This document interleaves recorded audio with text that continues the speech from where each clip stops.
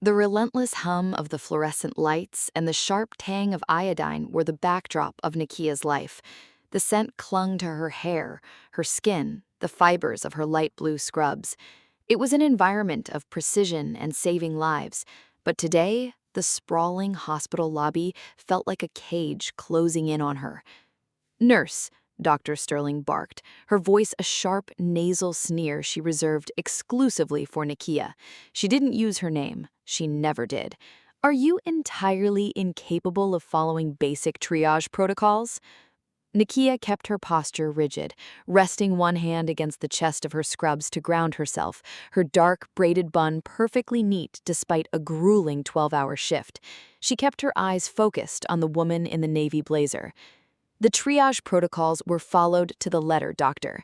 The intake forms fell because the orderly's gurney clipped my arm." "Excuses!" Dr. Sterling thrust a gold-braceleted finger mere inches from Nakia's face, a clipboard lying discarded on the polished tile between them.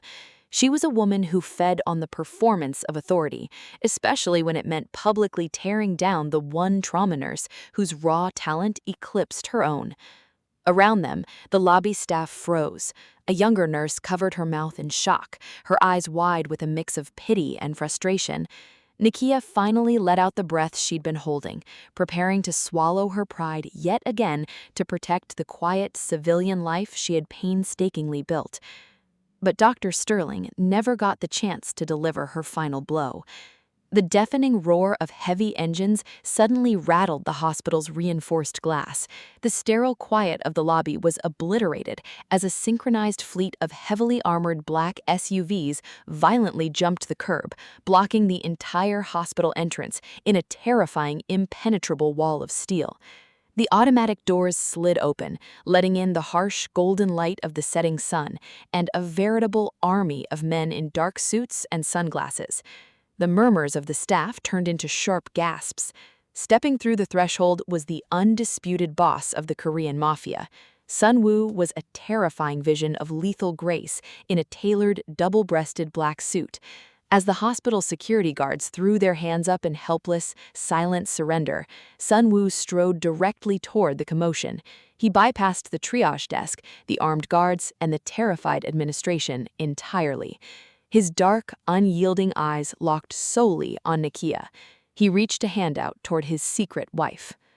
Dr. Sterling's pointing finger hung suspended in the air. The sneer melted from her face, draining entirely of color, as her suffocating little kingdom was instantly, irrevocably shattered. The alarms of Trauma Bay 3 had been screaming just hours before the convoy arrived. A multi-vehicle pileup had flooded the ER, and amidst the chaos, a young John Doe had begun to crash. While the medical residents panicked over his plummeting vitals, Nakia's hands had moved with lethal, practiced precision. She didn't wait for orders. She had recognized the subtle, paradoxical chest movements of a tension pneumothorax instantly. Snatching a 14-gauge needle, she decompressed his chest just as Dr. Sterling crossed the threshold, the quiet hiss of escaping air the only sound of her uncredited victory. But victories in this hospital never belonged to Nakia. "What do you think you're doing, nurse?" Dr. Sterling had snapped, shoving past her to stand over the now stabilized patient just as the chief attending arrived. "Next time, wait for a qualified physician before you play hero. Clean up this mess and go update the paper charts." It was a relentless, daily grinding down of her spirit. The other nurses in the break room would whisper about her, mocking her silence, mistaking her profound restraint for simple-minded weakness. They left the grueling, thankless rotations for her, deliberately bumped into her in the halls, and snickered whenever Dr. Sterling used her as a public punching bag. Nakia was the floor's designated doormat, the meek woman who simply lowered her head and absorbed the venom. They didn't know that every biting remark, every sneer, and every discarded clipboard was a calculated trade. Whenever the humiliation threatened to boil over, Nakia would press her fingers against the hidden chain beneath her scrubs, feeling the heavy platinum wedding band resting against her collarbone. She fiercely protected this exhausting, mundane normalcy. The sterile smell of bleach and the petty hospital politics were her desperate sanctuary away from the blood-soaked, terrifying reality of her husband's empire. Sun Woo ruled a world of absolute violence, a world where a single word of disrespect was met with a bullet. Nakia had begged him to let her keep her nursing career, to let her pretend for just 12 hours a day that she was an ordinary woman saving lives, instead of a mafia queen watching them be taken. So she swallowed her pride. She let Dr. Sterling belittle her. She let the orderly carelessly clip her arm with a gurney, sending her intake forms scattering across the polished lobby floor.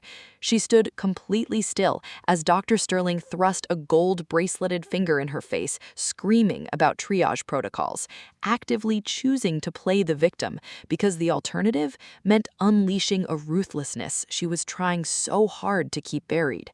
She had fully intended to apologize, to gather the papers and endure the mockery yet again to keep her civilian disguise intact. But as the deafening roar of armored engines suddenly shook the hospital's foundations, Nakia knew the fragile illusion of her quiet life had just run out of time. The automated glass doors of the lobby didn't just slide open, they shattered off their tracks as two heavily armed men in midnight black suits forced them wide, clearing the path with military precision.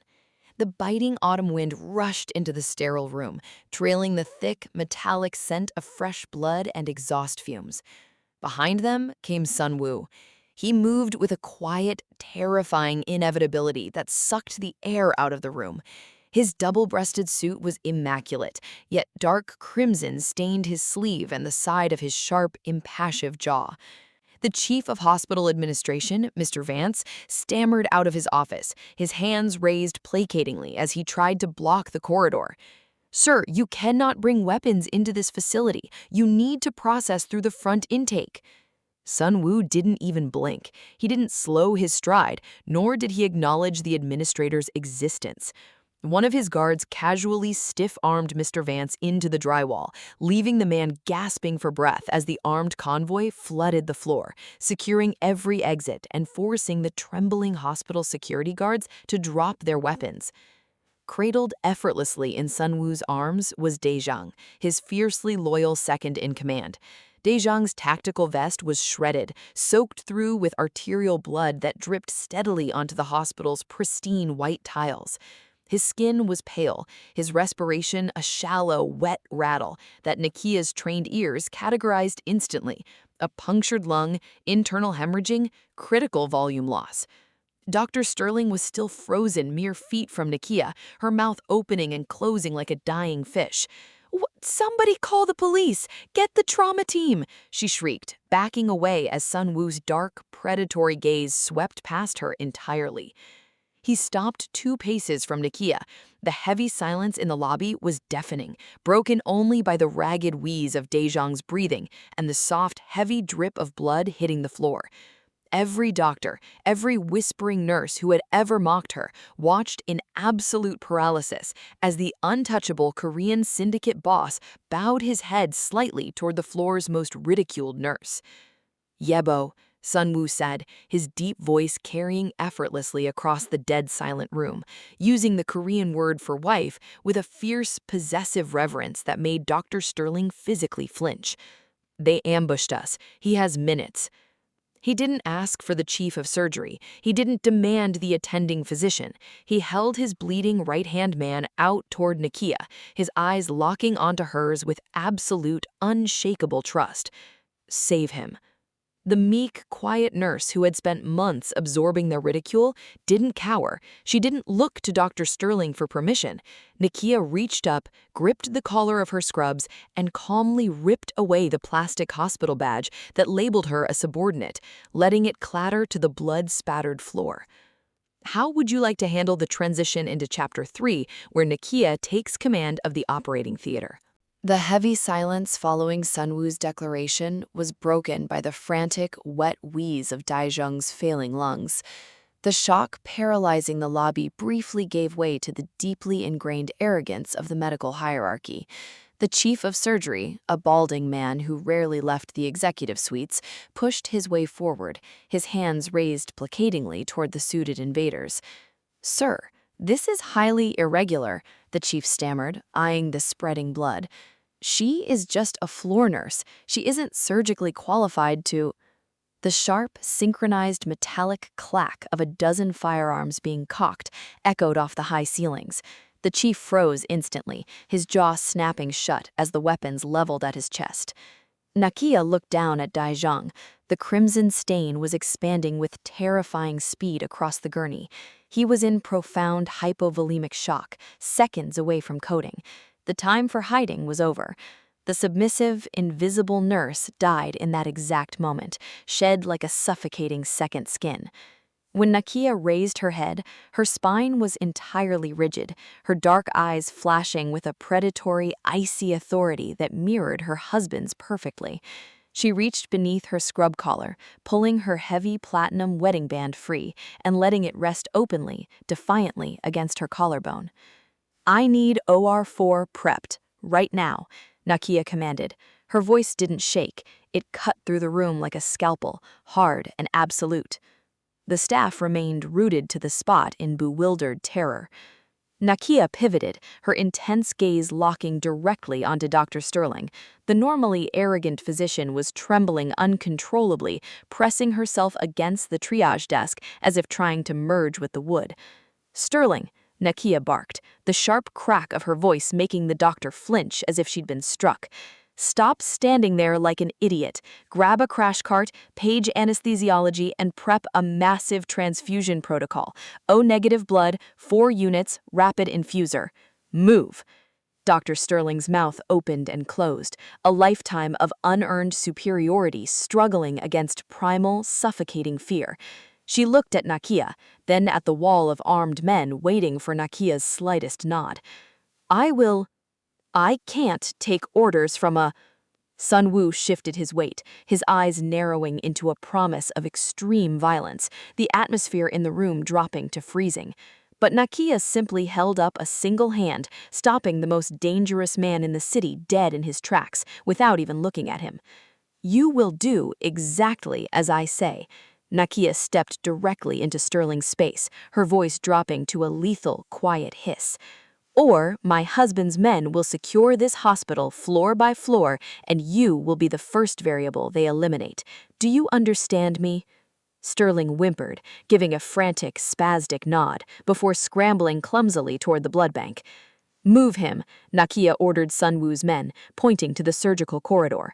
The massive guards instantly obeyed. Nakia marched alongside the gurney, leaving the stunned, whispering remnants of her former abusers trembling in her wake. The glaring surgical lights of OR4 washed the remaining color from Daizhang's face, casting harsh shadows across the sterile room. The suffocating tension was punctuated only by the frantic, rapid beep-beep-beep of the heart monitor and the mechanical whir of the rapid blood infuser. Nakia moved with absolute mechanical fluidity. She didn't flinch at the horrifying volume of blood pooling in Daizhang's chest cavity. Suction, clamps, scalpel. She navigated the torn tissue and arterial spray with a lethal calm that left the trembling scrub nurse staring in awe. Sun Wu stood entirely still just beyond the sterile field, a dark monolith watching his wife rip a man back from the edge of death. "Hold the retractors," Nakia ordered the nurse, her eyes fixed on the cavernous wound. She reached in with heavy forceps, probing the mess of shattered muscle and bone. A dull scrape vibrated through the metal instruments. Nakia's grip tightened. "Got it." With a sharp twist and a practiced pull, she extracted a deformed, blood-slicked projectile.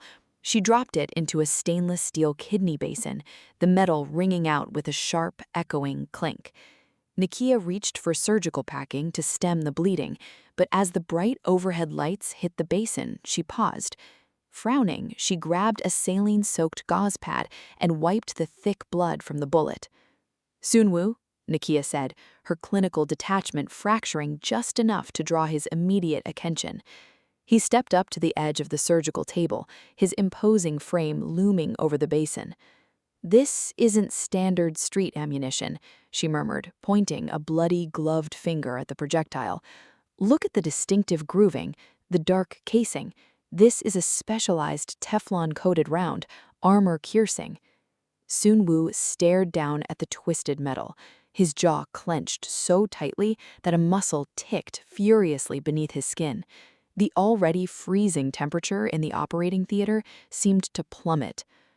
"Custom loaded," Sun Wu rasped, his voice dropping to a dangerous, vibrating rumble. 5.7 millimeters, designed specifically to punch through the reinforced glass of our armored vehicles. Nakia glanced up, her hands still maintaining pressure on Daejung's artery. "Is it a rival cartel's signature?" "No," Sun Wu replied, his dark eyes turning entirely dead. "It is ours. We manufactured this specific caliber exclusively for my elite guard." The horrifying implication settled heavily over the operating table, momentarily drowning out the rhythmic beep of the monitor. "We changed our convoy route 3 times this afternoon to avoid detection," Sun Wu continued, the lethal, calculating monster behind his eyes fully awakening. "Only 4 men knew our final coordinates. The ambush wasn't a lucky strike from a rival cartel." Sun Wu looked up from the basin, his gaze locking with Nakia's over the bleeding body of his second-in-command. "The traitor is someone sitting at my own table." The revelation hung in the sterile air of OR4, heavier than the scent of copper and antiseptic. Before Sun Wu could issue a command to his men, the blinding surgical lights above the operating table violently flickered. Once, twice. Then, with a heavy, mechanical groan that echoed through the hospital's ventilation shafts, the entire building plunged into absolute darkness. The sudden silence was terrifying. The rhythmic beeping of Daejung's heart monitor flatlined into a continuous, dying whine as the main power grid failed, instantly followed by the frantic, high-pitched alarms of the life support machines switching to limited internal batteries. A second later, the backup generators violently kicked in, bathing the surgical theater in the harsh, bloody glow of red emergency lighting. Nakia didn't miss a beat. "Headlamps, now!" she commanded into the dim red haze, keeping her hands firmly inside Daejung's chest cavity to maintain manual pressure on the clamped artery. "The rapid infuser just died. I need hands on those blood bags. Squeeze them manually or he bleeds out in 3 minutes." Without a word, one of Sun Wu's massive enforcers stepped up to the IV pole, his large hands gripping the plastic bags of O-negative and squeezing with precise, terrifying strength. The heavy doors of the OR swung open. A scout from Sun Wu's vanguard slipped inside, his breathing strained, an assault rifle pulled tight against his chest. He moved swiftly to his boss, speaking in a rapid, hushed Korean that Nakia had spent years secretly learning to translate. "Boss, the blackout isn't a local grid failure. It was a targeted cyber attack. They've locked down the elevators and jammed our external comms." The guard swallowed hard, his eyes darting to the shadows. "We have a breach on the ground floor." Sun Wu's expression remained carved from stone, his silhouette demonic in the red light. "Numbers?" Sun Wu asked. "At least a dozen," the scout reported grimly. "They bypassed the police blockade outside. They're disguised as municipal paramedics, carrying heavy ordnance concealed inside trauma bags. They're sweeping the lower floors, executing anyone who gets in their way. They know exactly where we are." The hit squad was already inside the walls, guided by the traitor in Sun Wu's inner circle. Nakia looked down at Daejung. They were sitting ducks in the operating theater, surrounded by easily shattered glass observation windows and highly predictable choke points.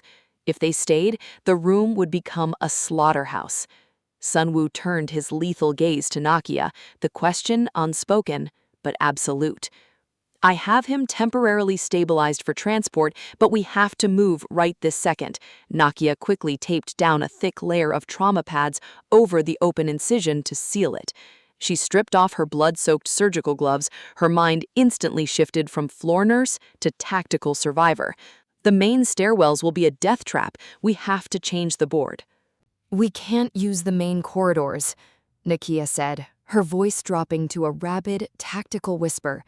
She grabbed a heavy flashlight from a guard's tactical vest, snapping it on and cutting a bright beam through the crimson gloom.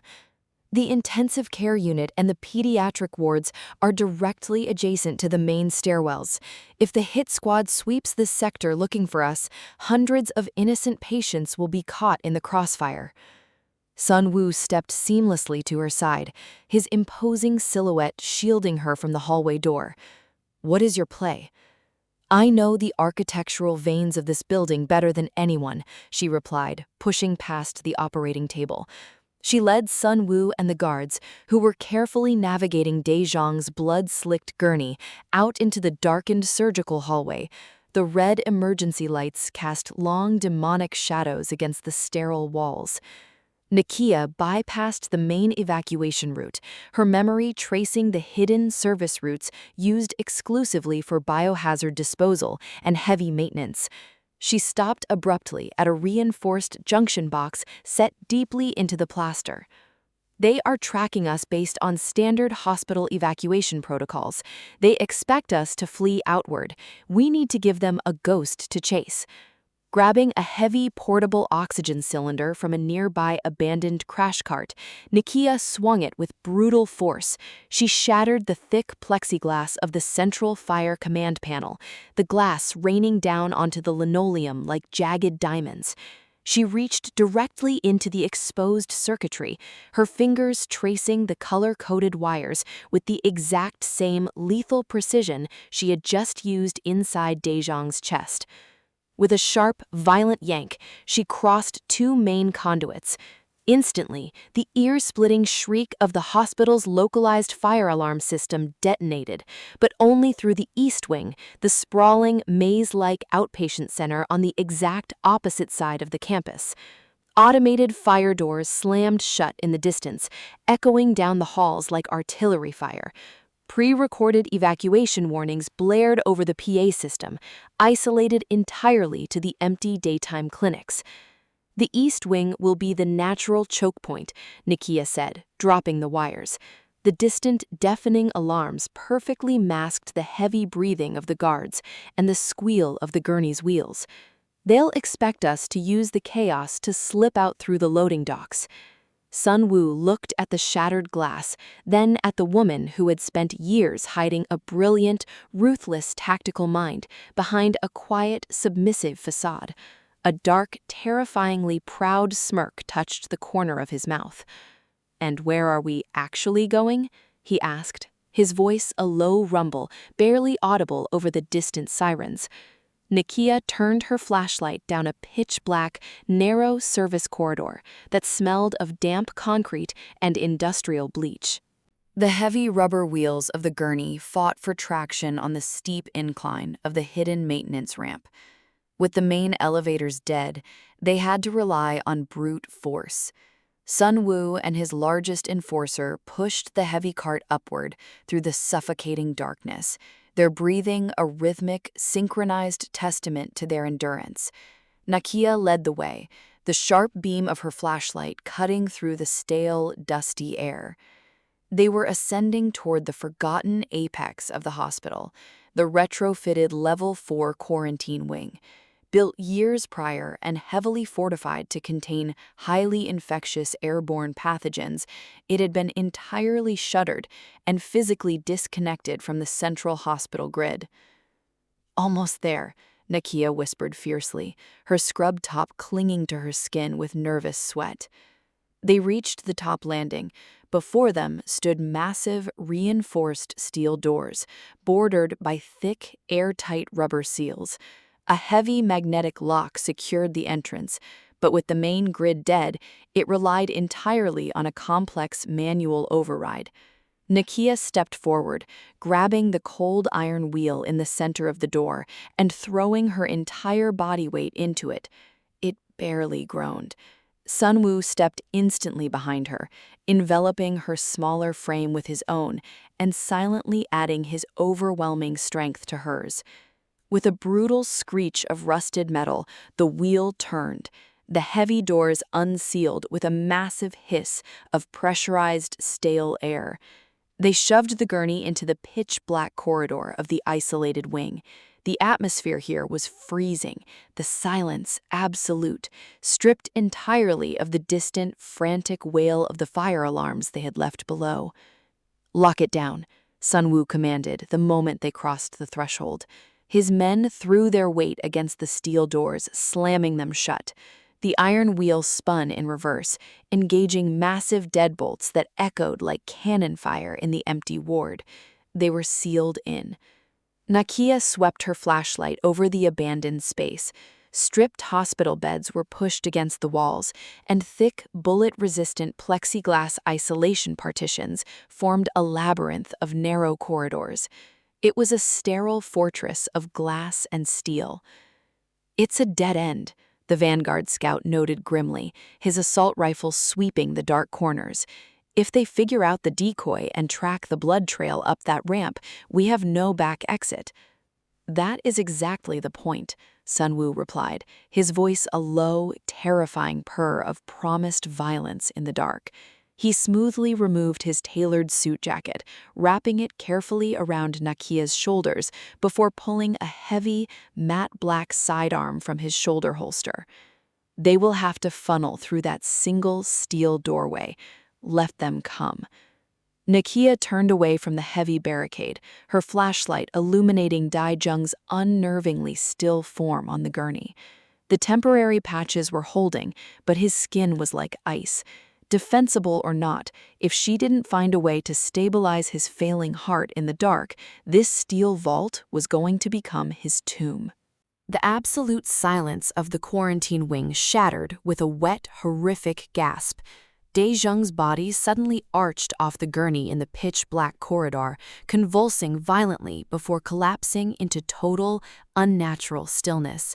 "He's coding!" Nakia shouted, tossing her heavy flashlight to one of the guards. "Hold the light steady." But before the bright beam could settle on the bleeding man, a deafening explosion rocked the reinforced floorboards. The massive steel doors at the end of the hull buckled violently under the concussive force of a localized breaching charge. The flashlight tumbled from the stunned guard's hands, shattering against the concrete and plunging the entire ward back into absolute, suffocating darkness. Acrid smoke and the unmistakable stench of cordite poured through the broken seal. The hit squad had found them. "Hold the choke point," Sun Wu roared, the muzzle flash of his sidearm instantly illuminating the corridor in strobing, violent bursts of blinding white. The thunder of heavy gunfire erupted, absolutely deafening in the enclosed space. Nakia dropped to her knees beside the gurney. She couldn't see, she couldn't hear over the deafening roar of automatic weapons and the screaming ricochets tearing through the thick plexiglass partitions. But she didn't need to. Her hands were her eyes. She ripped away the temporary trauma pads, plunging her bare fingers directly into the heat of Daejung's open chest cavity. Hot blood met her touch as she blindly navigated the slippery, ruined tissue, frantically searching for his heart. She found the muscle, still, flaccid, dying. Clamping both hands around the organ, she began manual internal cardiac massage, squeezing rhythmically in the terrifying dark, forcing life back into his veins with sheer, unyielding will. A masked hitman broke through the Vanguard's defensive line, vaulting a shattered partition. The red laser sight of his tactical rifle cut through the smoke, settling directly on Nakia's kneeling silhouette. She didn't flinch. She didn't stop pumping Daejung's heart. Sun Wu moved with demonic speed, sliding across the linoleum. He intercepted the assassin, his hand viciously deflecting the rifle barrel upward just as it fired, showering the ceiling in sparks. Without missing a beat, Sun Wu drove a combat knife deep into the man's tactical vest joint, neutralizing him instantly. The assassin crumpled, a heavy sidearm clattering to the floor. Another hitman lunged through the smoke, leveling a shotgun directly at Sun Wu's exposed back. At that exact second, Nakia felt Daejung's heart finally shudder beneath her fingers, gripping a weak but independent rhythm. She withdrew her blood-soaked right hand, snatched the fallen sidearm from the floor, and aimed straight into the gloom. She fired twice. The hitman collapsed backward into the smoke. Sun Woo didn't even look back to check his blind spot. He knew she had it. They moved as a single, devastating entity, the Mafia King and his hidden queen, trading fire and shifting angles in perfect, lethal synchronization, until the corridor fell completely, violently silent. Only the ragged breathing of the surviving guards and the steady, miraculous pulse in Daejung's chest remained. The thick, metallic screech of the quarantine wings' reinforced doors echoed once more, but this time it was followed by the authoritative shouts of Sun Woo's elite backup forces. Dozens of heavily armed men flooded the dark corridor, their tactical lights slicing through the dissipating cordite smoke. They immediately formed a protective, impenetrable perimeter around the gurney and their king. The siege was over. Under the escort of the syndicate's overwhelming reinforcements, they descended safely to the ground floor. By the time they reached the main lobby, the hospital's primary power grid had been restored, the bright fluorescent lighting illuminating the sheer scale of the underworld occupation. The surviving local police and hospital security were contained at the perimeter, completely neutralized by the sheer numbers and firepower of the Mafia's true army. The hospital staff remained huddled in the corners of the lobby, wide-eyed and terrified as the procession moved through the central atrium. Daejung, his pulse steady and secured by a dedicated medical transport team from the syndicate, was rushed ahead to a waiting, heavily armored ambulance. Nakia walked right beside Sun Woo. The oversized, tailored black suit jacket he had draped over her shoulders earlier was a stark, commanding contrast to her blood-soaked, light blue scrubs. She was no longer a civilian hiding in a world of mundane routines. The blood drying on her hands was a violent coronation. Near the shattered remains of the triage desk stood Dr. Sterling. The normally arrogant physician was ashen and shaking uncontrollably, her gold bracelets clinking together as she pressed herself desperately against a structural pillar. As Nakia approached, the doctor visibly flinched, shrinking back as if expecting a physical blow. The terror in the woman's pale eyes was absolute. Nakia stopped. Sun Woo halted instantly at her side, his formidable presence anchoring hers, and his men instantly mirrored his stillness. The entire lobby held its collective breath. Nakia didn't raise her voice. She didn't need to. She simply reached up with a blood-stained hand and unclipped the plastic hospital ID badge from her collar. The face staring back from the laminated card belonged to a meek, invisible woman who no longer existed. With a quiet, devastating finality, Nakia dropped the badge. It clattered sharply against the polished tiles, landing directly at Dr. Sterling's trembling feet. A single drop of Daejung's blood fell from Nakia's fingertips, splashing over the plastic. "Keep the paper charts updated, Doctor," Nakia murmured, her voice laced with a lethal, icy calm. She didn't wait for a response. Nakia turned her back on the whispering nurses, the petty politics, and the shattered remnants of her former life. She met Sun Woo's dark, infinitely proud gaze, and together, perfectly matched in step and authority, they walked out through the broken glass doors. The convoy of black SUVs sat waiting in the harsh glow of the emergency floodlights. As a heavily armed guard bowed slightly and opened the rear door of the lead vehicle, Nakia stepped into the night, taking her rightful place as the undisputed queen of his empire. That's a wrap on Nakia's explosive transformation from a mocked ER nurse to the undisputed queen of the underworld. If her journey from the sterile, suffocating hospital halls to the ruthless mafia throne kept you on the edge of your seat, make sure to smash that like button.